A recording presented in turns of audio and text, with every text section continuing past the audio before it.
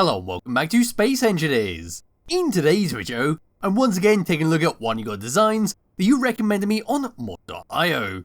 And for today we are looking at another very large gunship, and this one is called the Queen Crimson Heavy Airship, which is this lovely thing that I'm currently standing on. So this is an atmospheric only ship that puts the fan atmospheric thrusters to very good use. We've got one hell of a lot of turrets all the way around the outside of this thing, we've got gatling guns, we've got rocket launchers, and we do have a fairly big interior, but it's very easy to get lost in, because it's basically a giant circle, where if you're not paying attention to your surroundings, you do what I did just a minute ago, and just keep walking around and around and around, until you realise that there's something not quite right here. Anyway, pressing F10, find this in spawn menu, the Queen Crimson is 4,941 large blocks, using one hell of a lot of the DLC packs. We've got no information whatsoever, but what I will do is just copy this clipboard, because it does feature a projector, which is heavily inflating the block count. So as you can see, it's only 2,002 large blocks, which is a little bit less than what I was stating on the workshop page.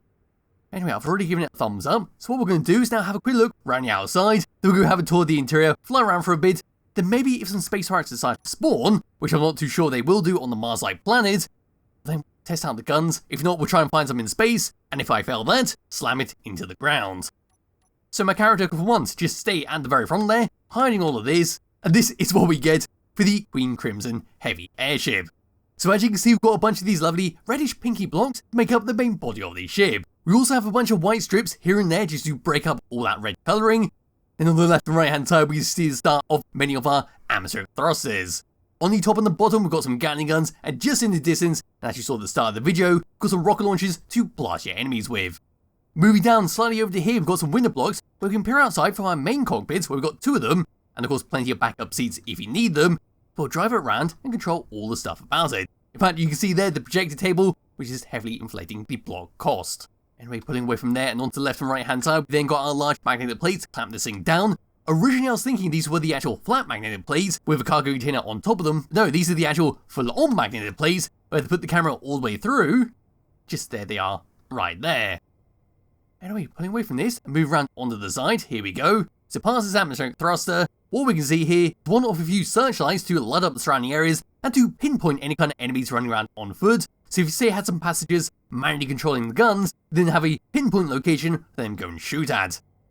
Anyway, along the side here, a bunch of red lights, more of our fan atmospheric thrusters, there's our rocket launchers on the top there, then down below there we've got some of our assault cannons, there's a connector to help dock this thing up, and it is on a piston, which allows it to extend all the way out, and will make it easier to connect up to.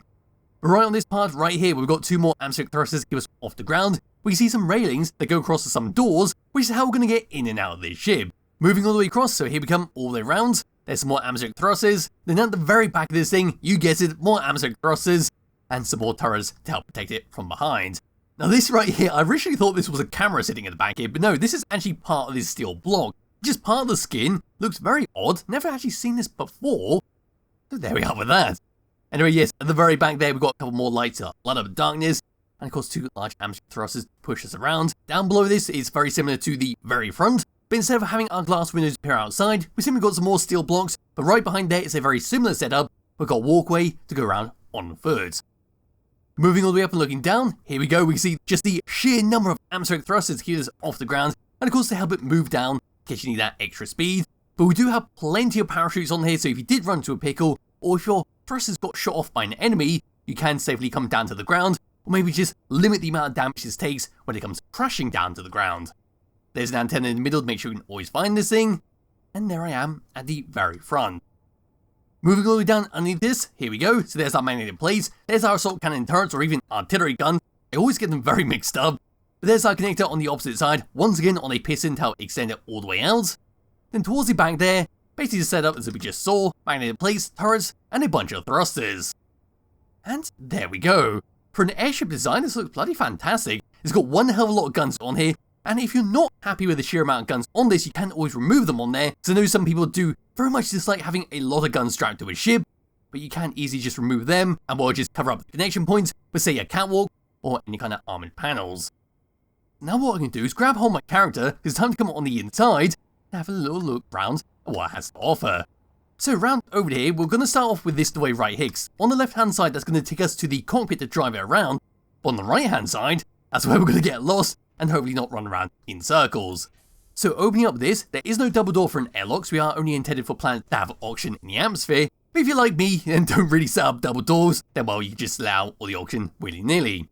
But yes, this is what we're first greeted with, a bunch of light panels going along the roof. Here's a bunch of our curved conveyors linking everything together. And right in the very middle here, we've got 2 warfare batteries, give it a bit of power, with an oxygen tank right above there, and an O2H2 generator right above that. Looking around the rest of the room, a bunch of catwalks for you to walk around on. And over there, there's an interior turret to make sure no sneaky person tries to cause any damage from the inside. And that doorway right there is how we're going to get to the cockpit. Anyway, turning all the way around, walking past this, another interior turret to make sure if one's not enough, the other will certainly get them. Then up these steps, it'll be like the ones that we came down and inside in, take us up to a doorway and to the outside. We're going to walk through this section, round to here. We've got another doorway, so we're just going to close that up, hopefully not in my face. There we are. And now on this section right here. So we've got ourselves L junction, and right in the very middle, more of our curved conveyors linking everything together. More warfare batteries, but this time in the ceiling. There's some gyroscopes to help move this thing around. Then over to this section, you guessed it, more warfare batteries and more gyroscopes. Looking down, it's basically a nice little section to walk around in. And of course, decorate if you want to. Use some module decoration packs. And opening up this doorway, here we go. And this is the very rear of the ship. So when we're at the very front, we saw windows, which is where our main cockpit is sitting. This is the very back of the ship where we don't have any windows. Instead, we've got a bunch of tripods to recharge yourself on, a survivor kit to respawn in, some freight crates, a little trade station, there's a little seat just in case you do get into a pickle at the front, say all the cockpits get destroyed in combat. You then have a backup one at the rear of the ship, which is always nice to have. And moving all the way along, a bunch of lockers, a bunch of scanning machines, a button panel with nothing set up, another interior turret for your protection, and another doorway to walk through. So coming through here, closing up that doorway, then come to another L junction, where you guess it, in the roof, more batteries, more gyroscopes. Walking past this, opening this up, this is going to come to a room that was very similar to the one we saw when we first came into the ship. We've got some steps come all the way up and outside, and onto the opposite side will be the exact same thing. So all we've got to do now is come past this section, past another interior turret, open up this doorway, come around to another L junction, and now we are in the very front of the ship. We can drive this thing around. And they're the windows we saw at the very front. So on the left and right hand side, we then got some blockers and programmable blocks. Looking up to there, plenty of light panels to make sure you got a nice bit of lighting inside here. Another interior turret to, well, make sure you're nice and protected when you're flying around the ship. And over to here, here's our projector table, projecting the entire ship. At the moment, just closing up that doorway, there we are. Freight crates in the corner, a bunch of control seats to drive this thing around. And yes, all these seats can be set up to control this thing, but only one of them has the master controls. So hopping into this, bring up the HUD, nothing going on that one, into that one, and there are our controls. But first of all, just looking around here, since this is all we can see in a first person view, so we've got fairly limited view, it might be a very good idea to strap a camera onto the front of this, especially on the bottom, top, and maybe on the back, especially on the sides in the area where we have our pistons and connectors, because that'd be very useful when docking this thing up, when you do want to use the third person camera.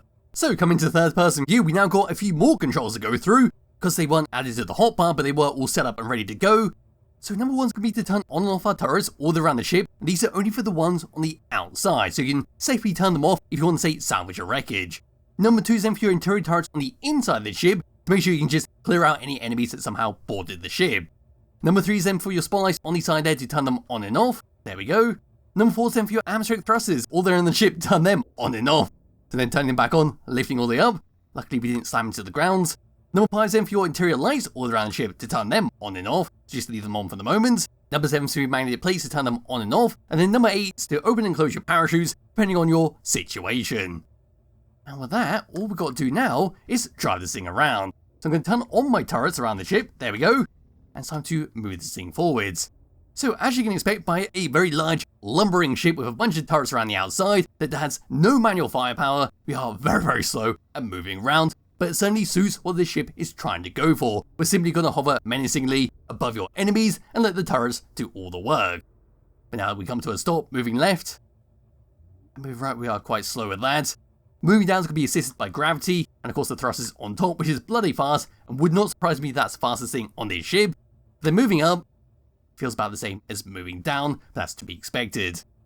Then as for gyroscope controls, this is what we get in first person view, moving it around. It's surprisingly not too bad compared to the thrusters left, right, up and down, forwards and backwards. This has got a nice bit of control over there, certainly a nice amount of meat on there to make it feel very heavy, very meaty as you move this thing around. And what makes it very easy to actually position this thing to make sure the turrets on the top and all around the ship have perfect coverage of your enemies. But now all that's left to do with the ship is to find some space pirates and, well, let the turrets go ham at them. And here we go, I once again return to the space pirate outpost, which is sitting on the Mars-like planet in the place where the sunlight doesn't quite hit it, so it's always very awkward to record here, because it doesn't look very pleasant in the area. We are now approaching them, and what we've got to do now is position this thing correctly so all the guns around it, especially the ones on top and below, can, well, just pummel into them and maximise the amount of damage I'm dealing. But I have a feeling I'm going to have to let the turrets below the ship do most of the work here, so just going to hover menacingly above them, and well, hopefully they do their job. If not, we will have to go a bit lower and then approach them so the top turrets can actually do their work. As you can see there, we are doing a fantastic job, and there's one hell of a lot of shots being exchanged. Looking below the ship, we can see that we've got a few turrets that don't look like they're in too healthy conditions, but largely the blocks are, well, I was going to say largely the blocks are in roughly one piece, but you can see that they are getting slowly deformed, and there are a few little gaps starting to appear. But now what I'm going to do is turn this thing around. Here we go. Just making sure I've got a good view of the space pirates, looking at all the shots coming towards me. We're now going to tilt this thing, so now the rocket launchers on top can start to shoot them, and look at all those shots coming towards me. It's an absolute spectacle of all the tracers going around. So here we go, we're now going to do a little strafing run as best I can. I don't think the thrusters can actually keep this thing up while leaning across like that. So what we'll do now is try and slow this thing down, and we'll lower it down to make sure more of the turrets can hit them. So here we come, down we go. We might actually slam into them because I'm not sure if it's going to stop in time. Now we'll just load ourselves a bit more. And there we go with all the guns. And I suppose the bright side of having so many interior turrets on the inside of the ship is, once they've burnt through the steel blocks on the outside, they'll then reveal the interior turrets and they can help shoot all the turrets on the pirate outpost. Here we go all the way around. We see a nice lot of detail thanks to the weapon core mod, which is not needed for this ship. I simply have it active in this world for a previous ship that I did a showcase on. Now we're just going to slowly patrol all the way around this, let them destroy all the turrets. But taking a look at the ship, any kind of damage dealt, looks like a bunch of steel blocks are missing, a couple of our atmospheric thrusters have been completely disabled, that one right there is now smoking black. And well, all around here doesn't really look too bad. So what I am going to do now is put some distance between me and the space pirates, then we're just going to charge straight into them and finish off with a nice big crash. And here we go, we are now charging towards the Space Pirate District headquarters, and hopefully we'll do a nice lot of damage by slamming the full weight of this thing straight into the main body of that building. So here we go, hopefully I've lined this up correctly. We can see all the guns are now re-engaged, any second now, and straight into the tower. That is what I was hoping for, and that's the tower completely obliterated, as well as the front of the ship. But now I've successfully infiltrated the Space Pirate headquarters, and now wander around here and steal all their goodies, although they do have a few turrets there which look like they have been disabled.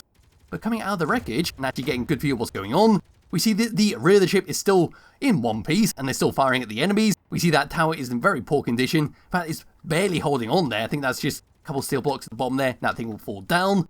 But for the ship itself, it did a fantastic job with actually destroying this base. Look at the sheer damage of this main section right here. There's one hell of a lot of deformed blocks, one hell of a lot of blocks missing.